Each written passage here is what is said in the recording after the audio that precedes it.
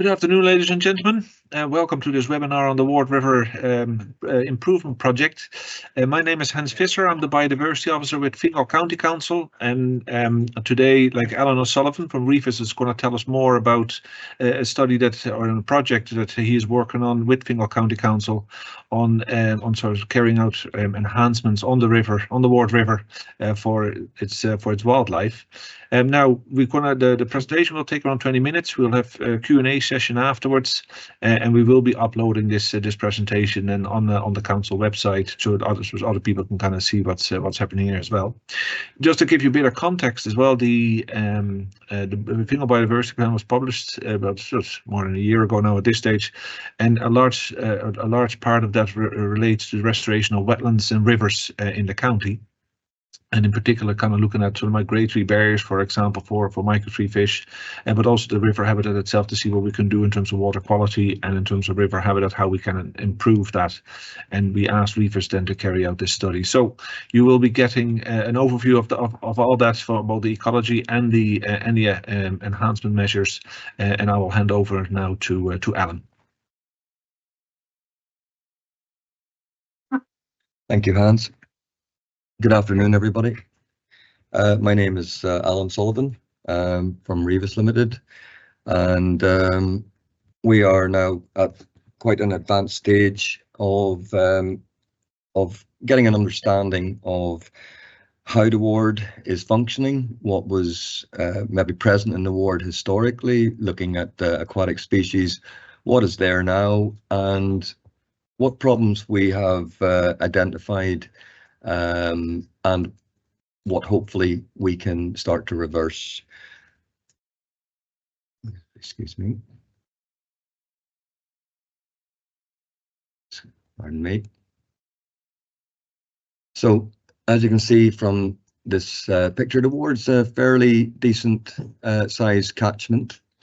It's got a catchment area of just under 60 kilometers squared.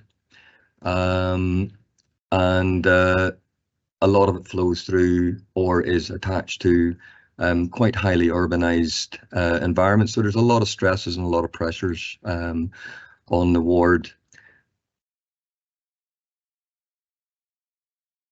Now, what we did is we have surveyed the first 4.5 kilometers from its confluence with the Broadmeadow River. And we are actually in the process of surveying the next 4.5. So we're getting to a point where we'll have looked at the first 10 kilometers of the river, and we have identified the major impacts that are having a deleterious or a negative effect on how the river functions.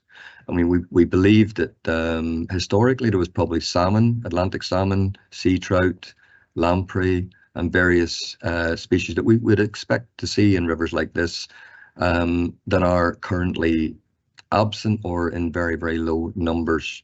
The picture that you're looking at there at the moment is the Cascades, and it's another interesting feature of the ward that it has a very rich history as well.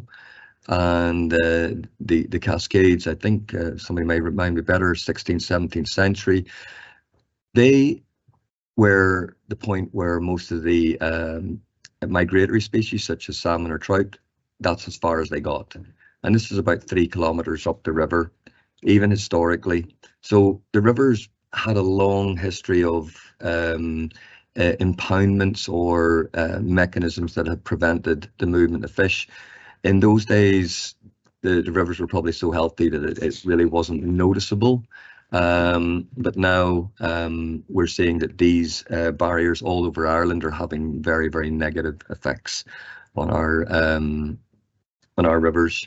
So we undertook a fish stock assessment. Pardon me about the movement of the.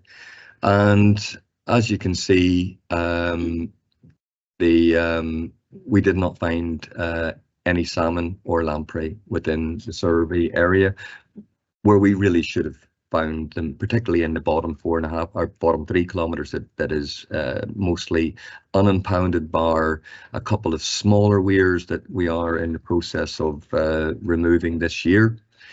But what was interesting is that we found relatively large numbers of eel, and again, we found large numbers of eels at these barriers, obviously having a negative impact on them. You can see there's a picture of some eels that we caught, and in most cases, the concentrations of eels were directly below either the two concrete weirs that are in Balhary Park or below the Cascades, which is at Usher's Lake. These are all photographs that we took on site. Really good population of brown trout. They look fairly healthy, but there's a lot that needs to be done in the context of water quality, inputs through unregulated discharges into the river, which are now being identified by Fingal County Council, and mechanisms of trying to treat that water as it comes off our roads and housing estates. This was the first record of a perch within the river ward. They were present in Usher's Lake. Possibly they've managed to get out in a flood. They're indigenous. They're not going to be. They are not a competitor to any other higher value fish species. So what we see in this photograph is the context of Rivus is a company that specializes in nature-based solutions, or as we call it, nature mimicking.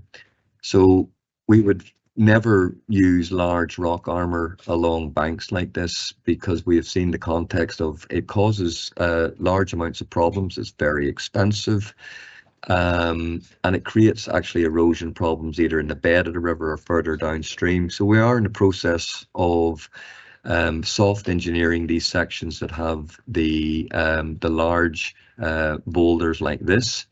To your right, there's a picture here of, again, one of the concrete weirs.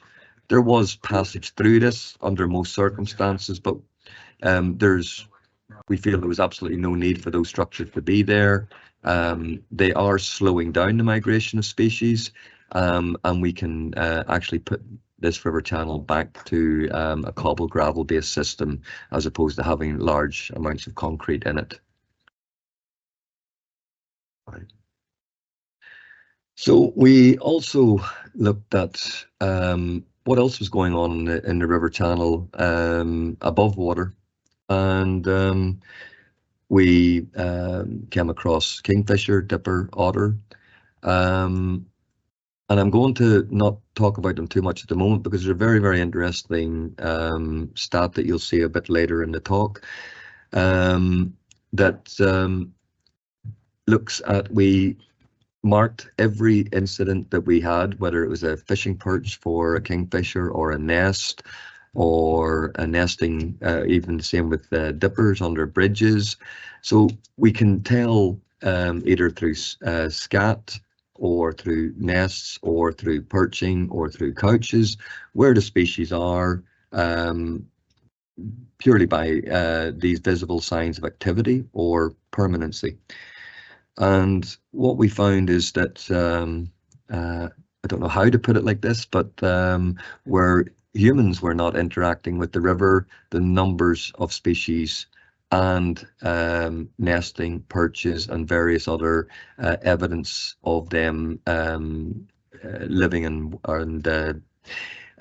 functioning in that environment was very prevalent. So when you see all the green, yellow, red and blue dots, the correlation was that there was no footpath beside the river. It was a difficult area to get into. There was no immediate human interaction within the river channel. And that is something that we are going to stress going forward, that we need to establish very strong buffer zones around the river to allow these species to proliferate and spread much more evenly and increase the numbers that we have or that the environment and ecosystem is able to take. So there is a very, very strong correlation between disturbance and lack of species.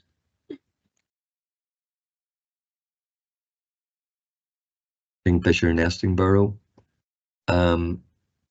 Kingfishers have very they've pretty large territories, but we would expect to have seen more activity within the section that we've surveyed. As I say, we're looking forward to doing the next 4.5 kilometres, and it will be interesting because a lot of that next 4.5 kilometres does not currently have any pathway running along the bank, and it'll be interesting to see if there's a difference in the rates and the numbers of the populations we've just talked about. Something as simple as a dipper nesting box under a bridge. Strangely, we found the stone bridges, or the more stable, sturdy bridges, the dippers seem to be attracted to them. We also found a correlation on the lighter bridges, or the more noisy bridges that were up in the Riverwalk Park. We found no nests under them, so we're having a look at possibly whether it's vibration or noise or whatever is causing that, because technically they should be there. And that's a otter couch and slide, again under a concrete based bridge. The activity, I mean, the otters would not be there if we didn't have relatively decent numbers of fish stocks. But what we would clearly like to see is greater numbers of migratory fish coming in from the sea, such as Atlantic salmon, such as sea trout, such as sea lamprey. The habitat is right for all three species, and that is one of our main goals, to try and see if we can encourage these species into the Ward River and to be living amongst us. So some of our key recommendations, well, as I mentioned,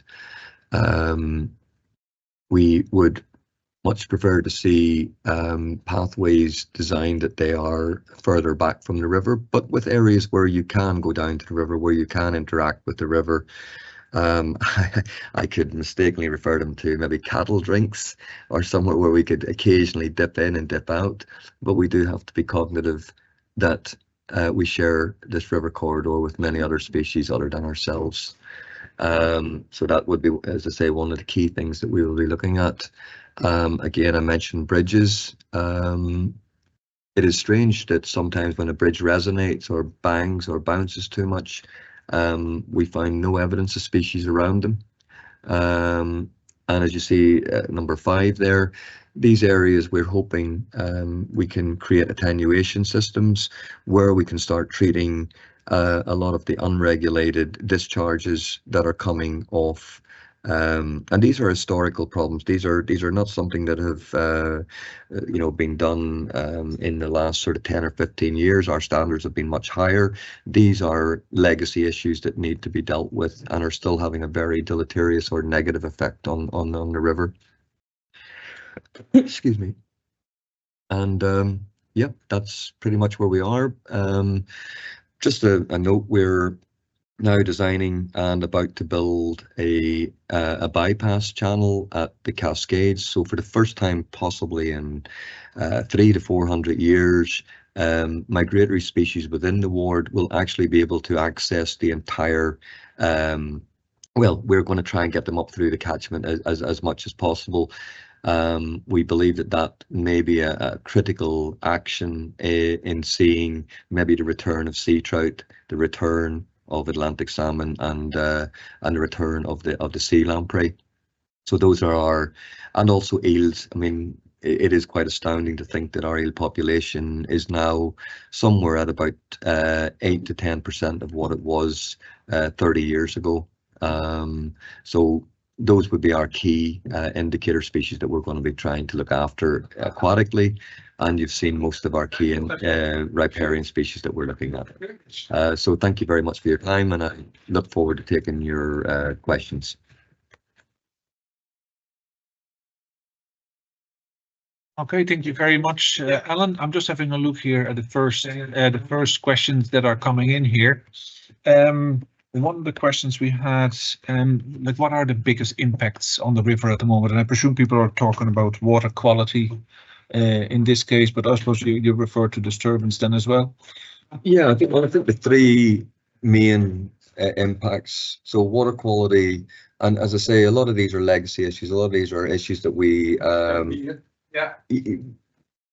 fail to identify maybe as quickly as we should, but we are now, I can see this happening all over the country. We're beginning to identify these inputs and how do we treat them, because we did mention briefly that the water quality in the ward relative to European standards is moderate to poor. We have an obligation under this legislation to get that status to good, technically within the next 3 years. It's good to set standards and it's good to set targets, but these things are difficult, particularly in highly urbanized environments. So water quality, from what I can see within the ward master plan as well, there's going to be a very concerted effort to try and treat this water in the most environmentally sensitive way possible. The next biggest issue that I see is the barriers to migration. We've mentioned the two weirs further down. The Cascades is a very substantial impediment to the movement of all aquatic species. And then as we go further up, we've now identified more barriers further on up the system. And this is something that we see, I mean, we're figuring somewhere in the region of 37 to 40,000 major barriers in this country to migration across our rivers, and there's probably another 30 or 40,000 more bridge sills and other smaller barriers that are having quite profound impacts. So connectivity is one of the key aspects. So we are trying to reintroduce connectivity back in, that all the species, I mean, I liken it to, it would be like putting a toll booth on the M50 that only allowed cars of 2 litres or more to go through. Everything else is left behind. So that's what's happening. These log jams are occurring, and then they are getting very heavily exploited, or they're constantly being exposed to poor water because they cannot move up into areas that maybe have cleaner water. So it's a major problem. And the third major issue is disturbance. Look, I'm going to be very clear about it and blunt about it. We are currently building pathways immediately adjacent to rivers, which we are seeing highly negative impacts of that. It's okay to go to the river, to see the river, but to concurrently follow the river, we're seeing that it's having very negative effects. And you know, I've said this before, it's not about us. These areas we need, these are our little oases between our homes where we live. And I think we need to get a balance. We're trying to achieve a balance. Okay, thank you very much. Now, just for the others that are, I suppose, are participating in this, like if you want to ask questions, you can do that via the Q&A function. Just to clarify, we had another question here: what nesting birds have been found to use the river and I presume Ussher's Lake? Yeah. Well, actually, if you go to Ussher's Lake at the moment, there's little grebes there. There's dabchick. There is mallard duck. Around the lake itself and down along the river, obviously, we don't give out the locations of where kingfisher nests are, but if you're you'll see there's a couple of places, again, just where you can sit back, well back from the river, and watch the river corridor, and you will see the kingfishers moving up and down through the river corridor. Yellow wagtails are nesting, dippers are nesting. Maybe just not in the numbers that we would like to see, or maybe should be seeing. But Ussher's Lake is providing a nice refuge, particularly for mallard duck. So if you went up there at the moment, you'll see a couple of mothers with a chain of chicks behind them. Fair enough. We also then have another question here, like, do any non-water animals use the river in the ward, for example, foxes? Absolutely. I mean, you know, we work in being able to track and understand animal movements. So we look for their scat, which is their poop. We look for their paw prints. We know the size and shape of a badger, a fox, a mink, an otter. They're all very clear. Even pine marten. Now we're hoping at some point to see some evidence of pine marten within the Ward Valley. But yeah, all those animals. And as I say, the more peace and the more natural that river corridor is, the more these animals will use it and will feel at home there. So they're there, but maybe just not in the numbers that we would like to see. Okay. And we just had another question here as well. Do you feel disturbance reduces breeding success, causing decline, or for species that they might go somewhere else? Yeah, that's a great question. We're unfortunately at a point where there's nowhere else to go. You know, we have a biodiversity crisis, and if it wasn't for the actions of Fingal County Council and other councils around the country now starting to give some serious protection to these areas, but we're only in its infancy. This is the beginning of us trying to turn around a biodiversity crisis, and it is a crisis. This is not, it's not hyperbole. It's not something that we think is happening. It's something that we know categorically. You know, there was an article in The Guardian yesterday, and worldwide, our migratory freshwater species have gone down by between 80 and 90% everywhere. So if that's not approaching that tipping point, the point is a lot of this disturbance can be quite catastrophic. It means that they don't breed that year.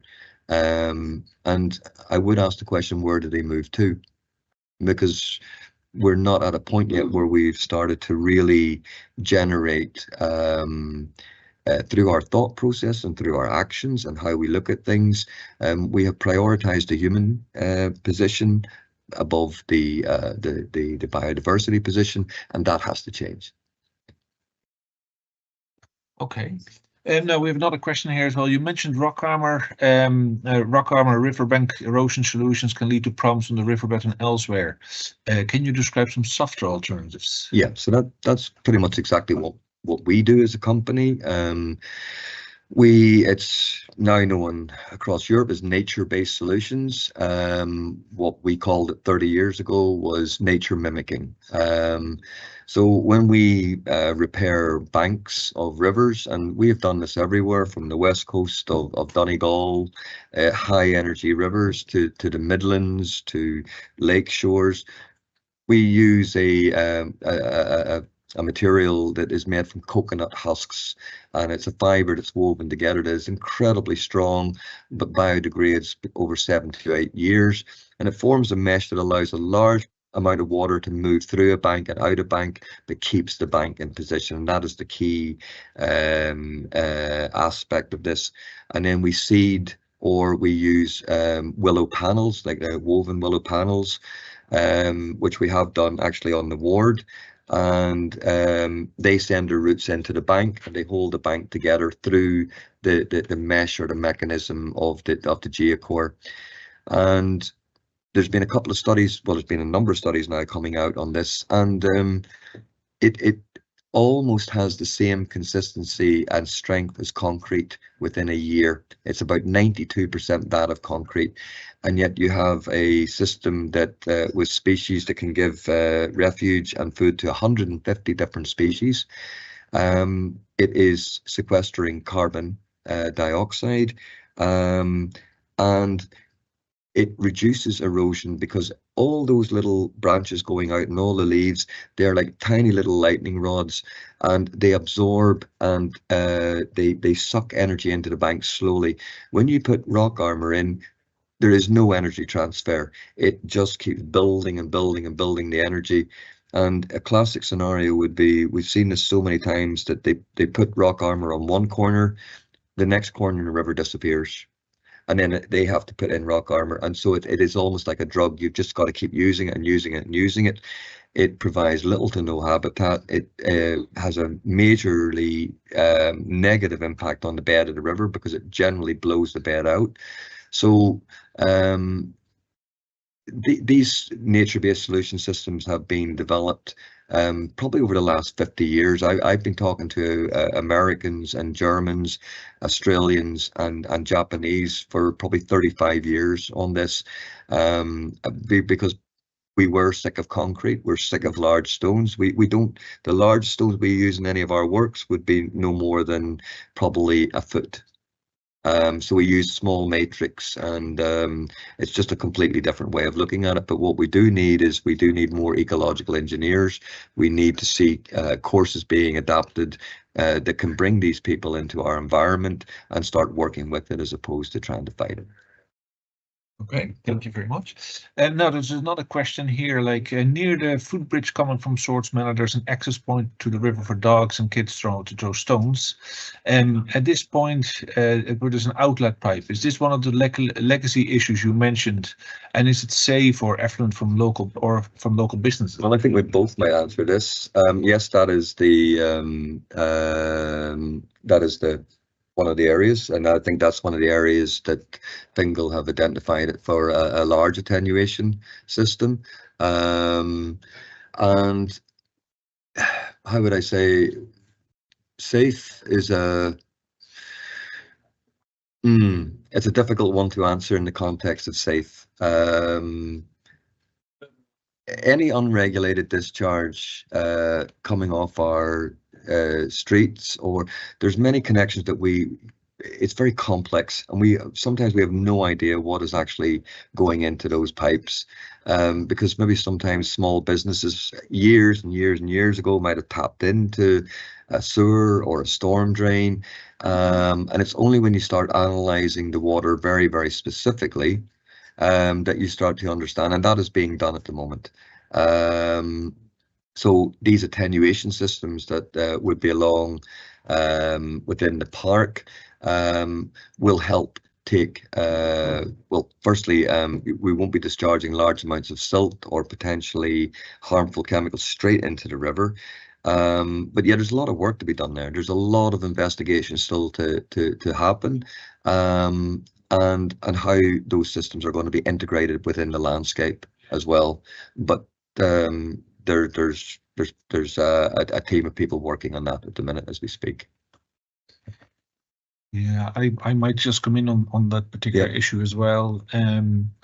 Like one of the ideas that we have here as part of the overall park development of the Ward River Valley, where we actually want to see if we can install sort of surface water attenuation ponds at each of the outfalls. Now, for some areas it's easier said than done, but the whole idea, what Alan was saying, the idea is that the water can be attenuated in those. There will be wetlands, or it says in reed beds and other wetland plants will be present there to actually filter out any potential pollutants and any silt, and we kind of hope that that will help to improve the overall water quality from the that's coming from the flanks. That I can't remember exactly how many outfall points we have, but it's a good many anyway.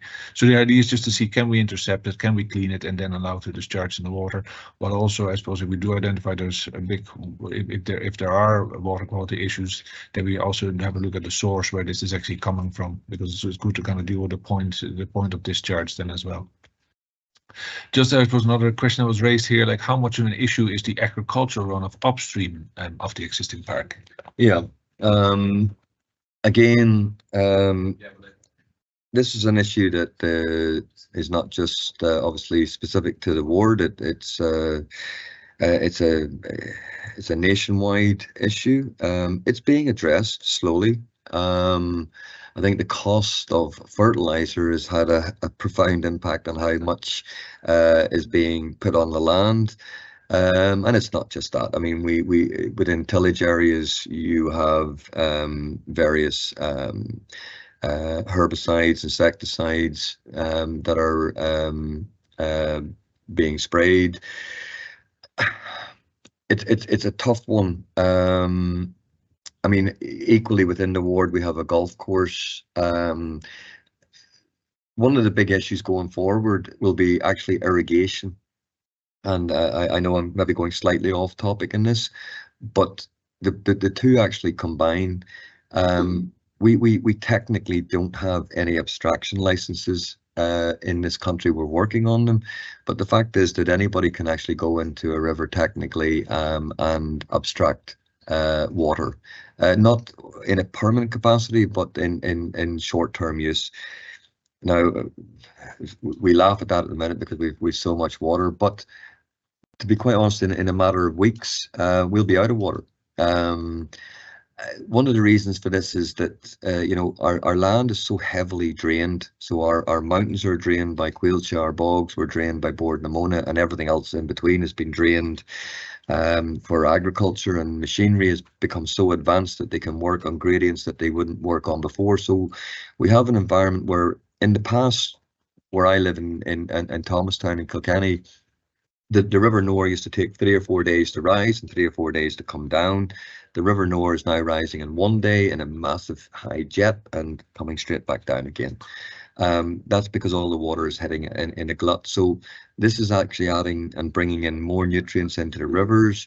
It's bringing more potential pollutants into the rivers in short bursts, and then the river goes down to a very low level because the water is just shot down through the river, and we have high levels of pollutants with very low flows in rivers.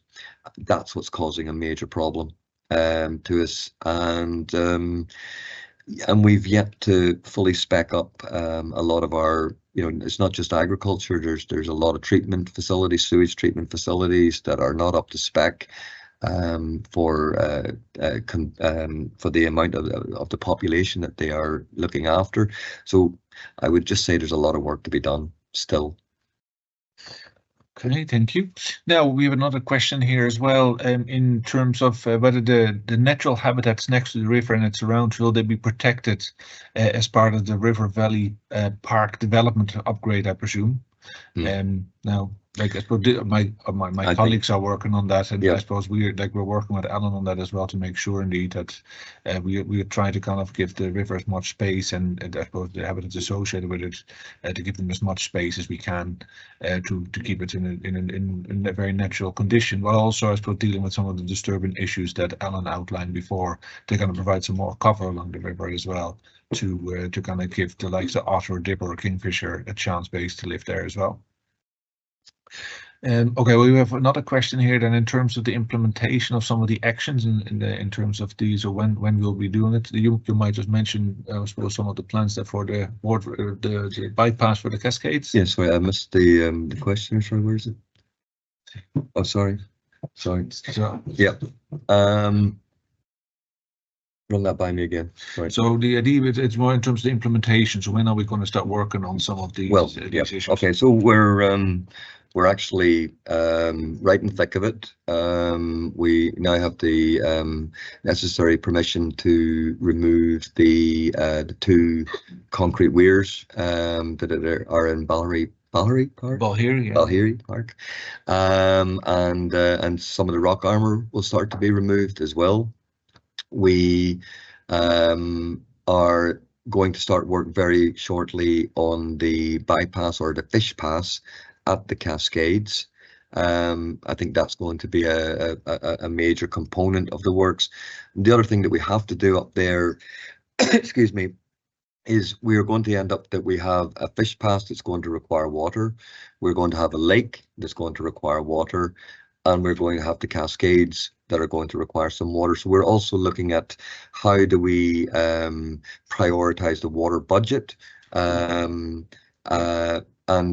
there's a very, very strong emphasis on biodiversity being looked after in this context, and how do we do that? How do we set that up? And then we're straight into the next 4.5 kilometers. IFI have actually done a really good study. It's available on their website on the barriers on the ward. It's a Scottish system called Sniffer, and it's a way of assessing the barriers. So you can actually go online and see what they've identified. We're then going to be looking at them in a much more detailed process of how we actually find solutions and mitigation to those, because we really want to see fish being able to move right up into the catchment, into all the little tributary streams, and get it breathing again, get it functioning again. And it is quite astounding that when we start to remove these barriers to migration, the spin-offs are quite incredible. So then we see animals and birds that would live within the riparian zone or the immediate area around the river. Their numbers go up, otter numbers go up, kingfisher numbers go up, dipper numbers go up. There's a very, very strong correlation between allowing the river to flow freely. Okay, now I don't know if there's any more questions, because otherwise, like, we'll be well, coming to an end in terms of this presentation. Oh, we have one more question here. So, is there any native or potentially homegrown alternative to the coir mesh or fabric that could be used? That's a great question. Really good question, and not that it's been looked into in detail. We have used woven willow panels without the coir behind them, and they work quite well. But the issue that we have as sort of river specialists is that we lie in bed at night awake when it is pouring down with rain and there's 50 mils of rain and we know there's a massive flood coming, and we've just done a piece of work, and we have to be completely secure that it's going to stay.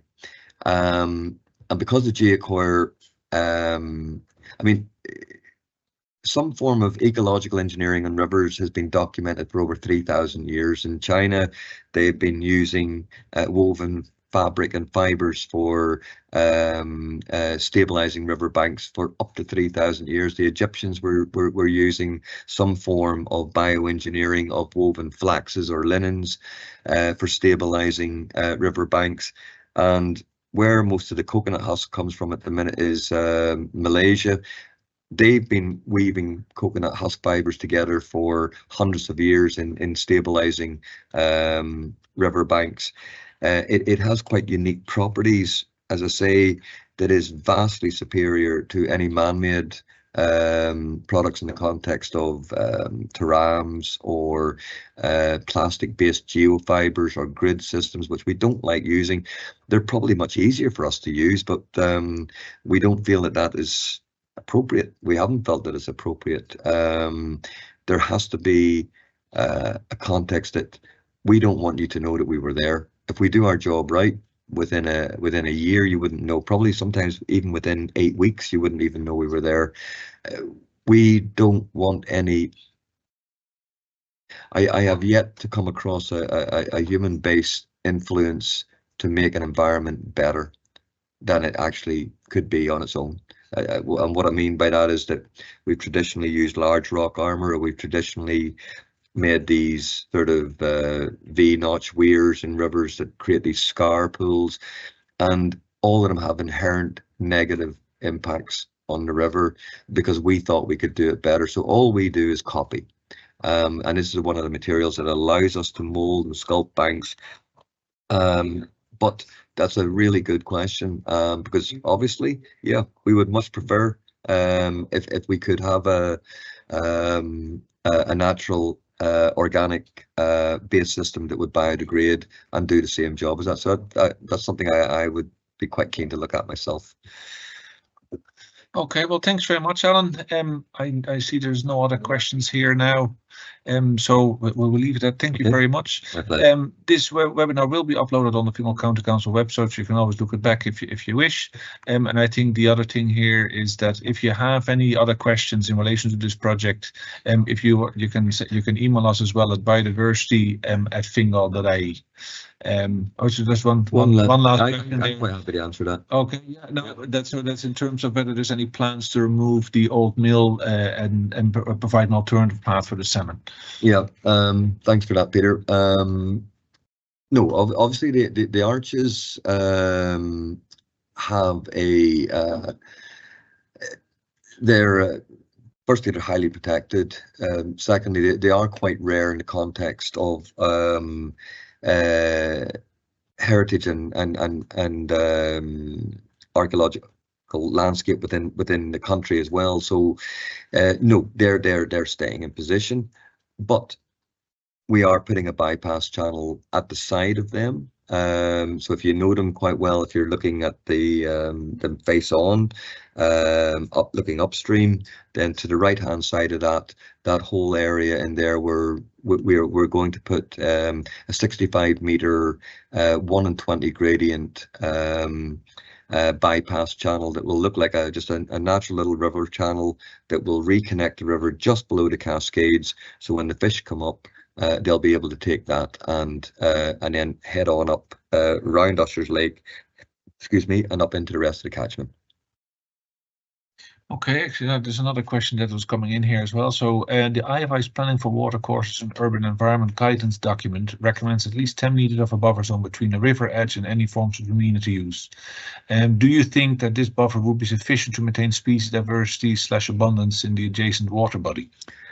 Well, I can put it to you like this here. I'd be delighted to see 10 meters as a start. I mean, we you know, we're seeing greenways going in that are ridiculously close to rivers or even cantilevered over rivers. We're seeing areas of really high value riparian strips in towns and cities across the country being pulled out to put in tarmac for people to walk along. There needs to be a serious rethink about that. In that, these habitats are so rare in urban environments. Why we feel we have to put a pathway immediately adjacent to the river is very nonsensical, and it has a massive negative impact. So would I be like to see 10 meters? Absolutely. Would it be better if it was 20? Of course it would. Would it be better if it was 30? Yes, it would. But look, we have to start somewhere, because we really are genuinely starting at the bottom. We can only go up. We can only get better. Okay. Well, thank you very much for that. Okay, so I don't see any other questions here at the moment, so we will leave it at that. Thank you all very much for attending this webinar, and I hope it has been informative. And as I said, if you have any questions regarding any of the work that's been proposed on the Ward River, you can always email biodiversity@fingal.ie. Okay, thank you very much. Thank you.